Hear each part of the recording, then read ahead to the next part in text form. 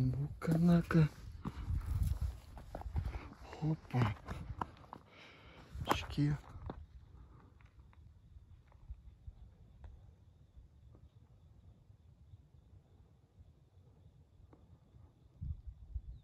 Ребятушки, я иду с горы. Смотрю не в камеру, а под ноги. Давайте залью скоро на ютубчик первый свой ролик. Посмотрите, с вас подписочка, лайки, комменты. С меня контент. Время уже 5 час. Через час уже будет темно, поэтому мне надо успевать спускаться. Ни много ни мало 9 километров я поднимался. Вот. Так что, ребятки, всем добра, всех люблю, обнимаю, целую. Надеюсь, увидимся.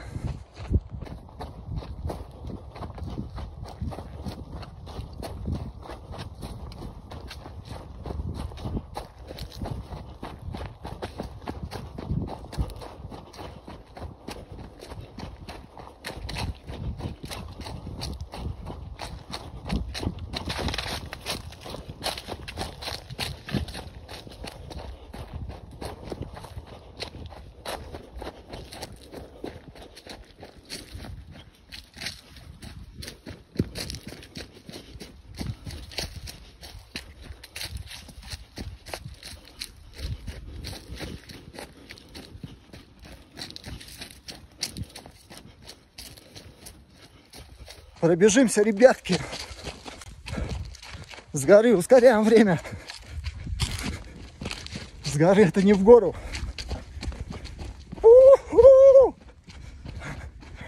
Главное смотреть под ноги, чтобы не навернуться нигде здесь. На велике здесь спускается, не представляю. Такой адреналин, наверное, сумасшедший.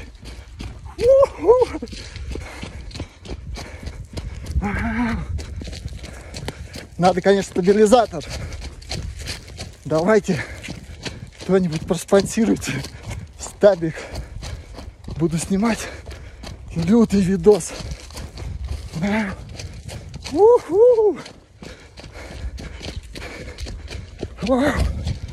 Да, и прикол, кстати. Я последний раз сюда поднимался. Колени болели. А сейчас треню каждый день с резиной, собственным весом. И вот сейчас поднялся вообще налегке. И спускаюсь тоже налегке. Я думаю, вообще быстро спущусь. В 16:11 я начал этот путь. Тоненькая дорожка. Как по ней бежать-то, блин?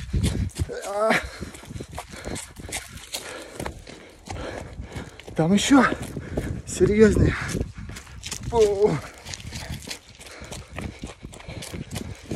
Так что закачивайте коленки свои, ножки.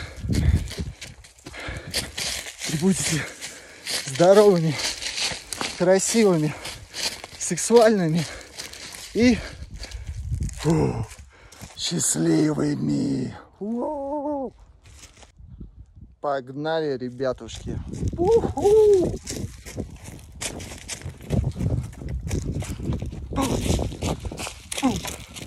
Куда бежать? Бежим куда? Вау!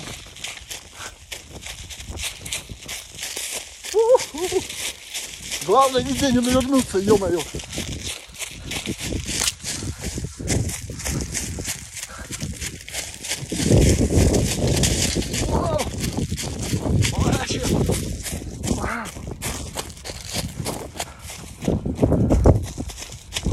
Куда? Походу бегу.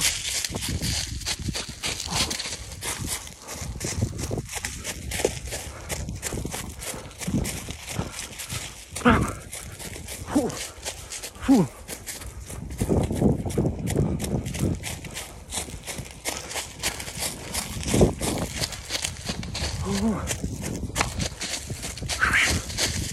Бля, туда забежал.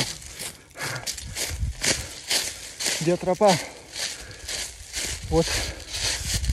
Опасно так бегать, можно тропу потерять. И я ее, походу, потерял. Вроде нашел я тропу. Но вы так не бегайте по лесам, по незнакомым. Я уже 2 раза тут потерялся в горах. И 1 раз очень серьезно. Целый день потратил на то, чтобы вернуться. Вернулся уже к темноте. Собственно говоря, без провианта, без одежды. Прохладненько в горах. Тупо даже спички хотя бы нужны. Дров-то здесь хватает. Вот. Так что берегите себя. Пока я иду вниз, решил записать видео по поводу... Давно уже начал писать книгу. Очень много уже написано, но все частями. И вот сейчас, недавно мне друг посоветовал, вернее как, я давно Кастанеду, про Кастанеду знаю, начинал читать его книги, но все никак не мог закончить их.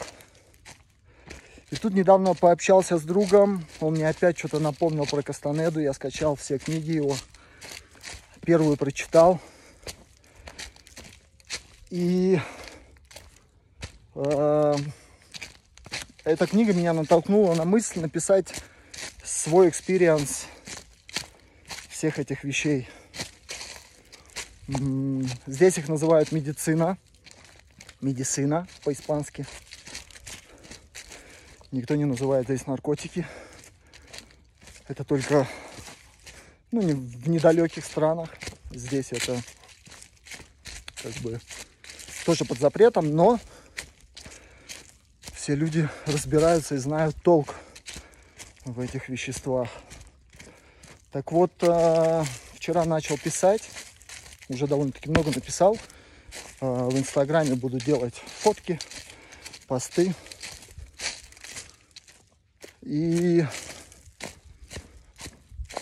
буду там прикреплять потихонечку книжку свою. Вот как раз таки о моем опыте использования этих веществ. Опыт очень крутой, очень классный. Всегда всем рекомендую. 1 раз живем в этом мире, на этой планете, в это время. Поэтому попробовать обязательно стоит. И самое интересное, что вспомнился именно из книги Кастанеды, вспомнился мой первый трип, из-за чего я начал вообще ее писать. Из-за того, что все, что вот он нам описывает,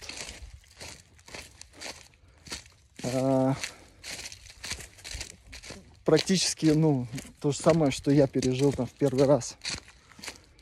И первый раз он самый, не знаю, нереально крутой. Все трипы крутые. Но вот первый я запомнил, может быть, из-за того, что молодецкая энергия еще была, очень много энергии было. Сейчас-то ее тоже навалом, тогда, представляете, вообще, не удержать было меня. Вот. И что я там вытворял. И потом, когда я туда возвращался уже в таком, обычном состоянии человеческом, я проходил все эти этапы. И тогда я поймал себя на мысли, что реально вот мы настолько идеально созданы в плане физиологии, в плане анатомии. В башке у нас проблемы, прошивки дурацкие. Но в плане именно Богом созданной вот этой вот структуры, да, которую вы сейчас можете видеть, мы идеальны. И мы вообще все, что угодно можем вообще делать, учиться. И вот нас приучают к каким-то к определенным навыкам, да. А на самом деле мы, ну, что-то опять я куда-то не туда иду, мне кажется, ребятки. Сейчас надо оглянуться. По-моему, я иду не туда. Нам, да, в обратную сторону. Вот так вот. Раз, два и все. А через час уже темно будет. Поэтому в природе, особенно в горах, нужно с уважением относиться к лесу. Потому что он быстро поставит на место. Тот, кто не местный, не здешний, тот, кто с детства здесь не рос. Я вспоминаю, мы маленькие, там было нам по 6 лет. Мы гоняли в тайгу, в лютую. Медведя видели вот так вот там, в 50-100 метрах. И страха вообще не было никакого. Так. Что-то не пойму я, куда идти. Включение попозже. Так вот, ребята, нашел я тропу свою. Она просто вот так вот виляет. Куда здесь идти? Не разберешь. Вот. И, в общем, в этом трипе я исполнял такие вещи, что в трезвую, ну, мне бы было просто страшно. Не то, что там я что-то, как бухой там отморозок что-то исполнял. А я делал очень... как сказать, продуманные, осознанные движения и делал то, что мне нравится и то, что я хочу. И я от этого настолько кайфанул, что потом там в течение многих лет, когда я юзал, а юзал я каждый день, я вообще прочитал Шульгина и начал потом микродозить, и микродозил несколько лет каждый день. Вот. И я просто всем рекомендую, если жизнь предоставит вам шанс такой, не отказывайтесь. Вспомните фильм с Джимом Керри, где он называется «Всегда говорит да». Siempre sí. Да. Yes, man. Вот. И вы говорите всегда да, по возможности. Понятно, что без фанатизма, но это очень круто. И если вам жизнь делает такой подарок, сюрприз, не отказывайтесь от него.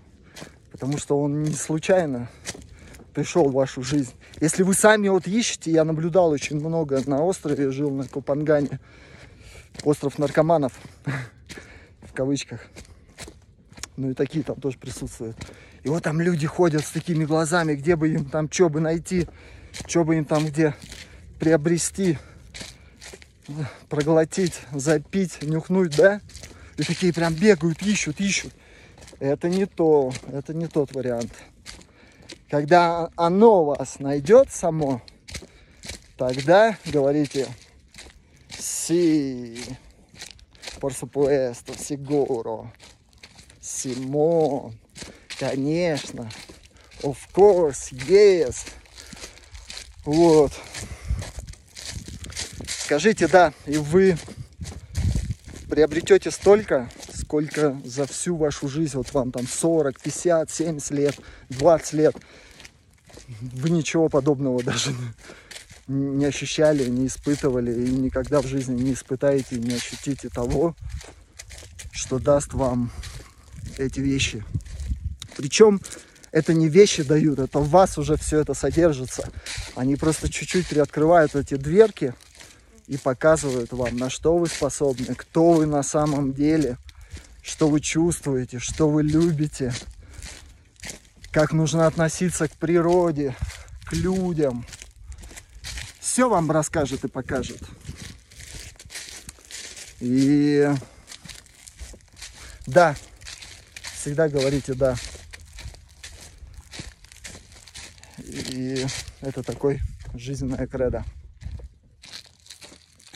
Иду, спускаюсь на расслабоне, а тут дождичек меня окропил своей водичкой. Спасибо, дождик. Спасибо, тучки. Природушка, спасибо тебе огромное за то, что ты есть. И переживешь любого из нас. И в этом только надежда. Мир вам, ребята. Я тут вообще увлекся очень спортом. Сейчас вот не работаю. Немножко взял паузу. И начал опять силы стали оставаться на спортик. До этого работал. Силы оставались только дойти до кровати и уснуть. Сейчас начал опять спортиком маленько заниматься. И чувствую, что прям, блин, физухи до хрена. Сил до хрена. Вообще просто хочется творить, созидать, делать. Поэтому вот начал вести какие-то блоги, фотографировать. Спасибо мамулечке моей любимой за помощь, что она меня не бросила, помогает мне здесь. Это единственный человек, который, блин, помогает. И я тебя очень люблю, мамулька. Я уверен, что мы с тобой встретимся. Если даже не в этом времени, то где-то обязательно мы с тобой встретимся. Потому что у нас есть с тобой еще незаконченные дела. И по поводу грибов и всего остального. Да. Очень хочется с мамулькой куда-нибудь. Как угодить в какой-нибудь трип. Про мамульку тоже пишу в книге. Мировая женщина. Столько всего в жизни сделала, преодолела. Сейчас смотришь на людей, какие-то все хлипкие, сопливые, что-то ноют, всем что-то недовольны, постоянно нервничают, орут на друг друга. I don't understand. No entiendo este. Не понимаю этого вообще никак. Пацаны сейчас, братишки с Украины, взяли автоматы все. Пацаны, с кем я просто не знаю, с кем мы так радовались жизни, менялись какой-то энергией, идеями, мыслями, тусили вместе, кайфовали в Таиланде вот последние годы. Они сейчас где-то лежат в окопах, эти братишки, с автоматами. И мне скидывают, братишка такой, говорит, хорошие у вас там закаты, у нас тоже красивые. И скидывают мне фото, лежат они в окопе с автоматами. Вот так вот не видно, деревья, лес. И где-то там выглядываешь так, и там солнце. Блин, красиво, нереально. Но факт того, что они лежат в окопе с автоматами и охраняют рубежи, ну это просто какой-то пиздосян. И люди властные такие, ну они властные только когда поговорить.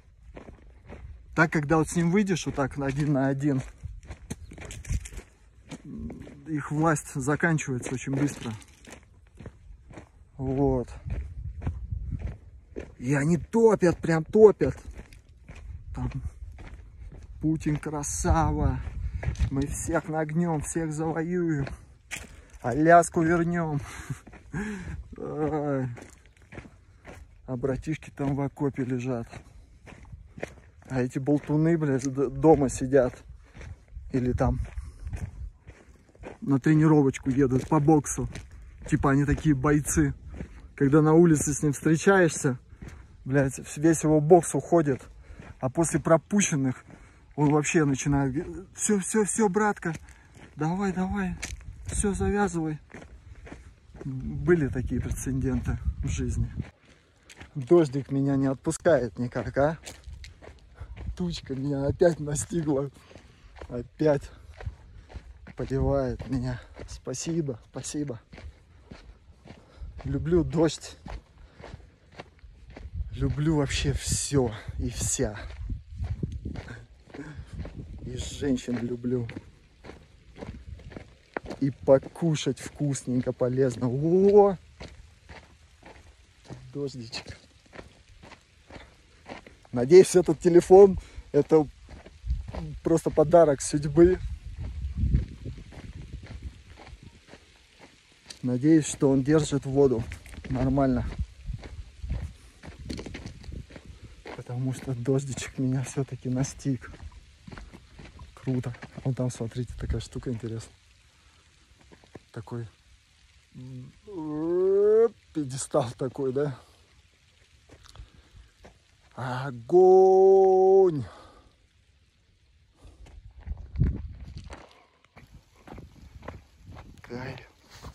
Кайфово! Кайфово! О, красота!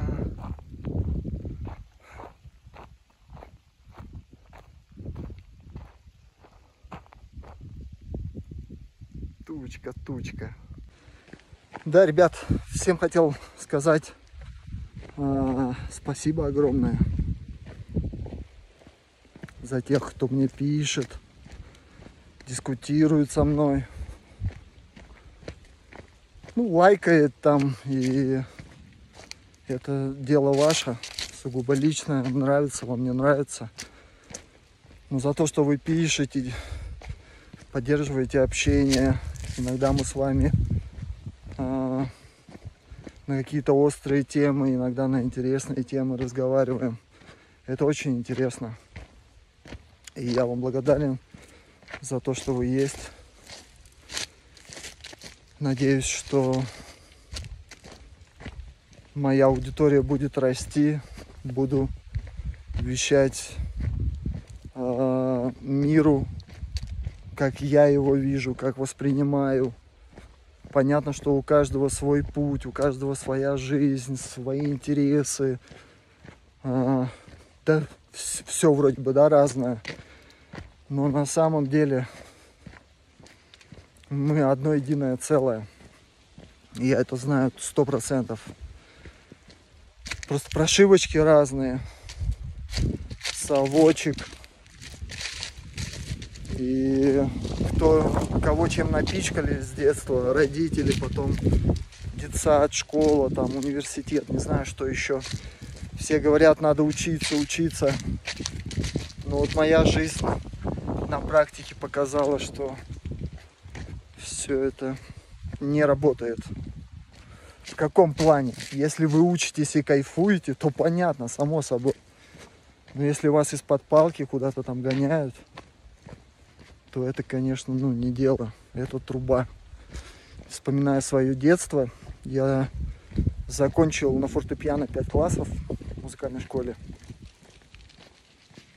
Да, и даже сейчас сяду, что-то сыграю по-любому, пальчики бегают, как бы. Ну, ходил туда из-под палки и неосознанно не понимал, для чего это, зачем. И все время какая-то ругань была, что-то непонятно. А вот потом, когда я гитару начал осваивать, я ее освоил сам, самоучка. Но я где-то месяц или 2 проходил музыкальную школу, но уже по собственному желанию. И я кайфовал от этого. И, конечно, вот по кайфу вот жить, я не понимаю, почему люди все не хотят по кайфу жить. Все им нужно какой-то трабл, какая-то ссора, ругань, какие-то скандалы, ревность, эго. Да можно перечислять просто тысячами. Для чего они это делают, я не понимаю. Так же хорошо жить в кайфе, ни с кем не драться, не ругаться, любить друг друга, улыбаться, делиться радостными новостями, счастьем. Но вот так вот человек устроен, к сожалению. Непонятно. И опять же отсылочка. Многие люди вот такие вот замороченные, закрытые, закомплексованные. Вот эти вот медицины, их выводят оттуда. И показывают им настоящее нутро, какие они есть. И многие, конечно, после этого возвращаются в социум, вот в эту всю какашечку. Но люди, которые осознанно, с пониманием к этому подходят, они такие: ага, чик, галочку поставили. Ага, галочку поставили. И потом, когда те люди, которые живут по-другому, они не плохие, не хорошие, это их жизнь. Они пытаются, ну, в моем случае меня, затянуть к себе. Чтобы я жил со скандалами, с руганью, там, с криками, с подзатыльниками.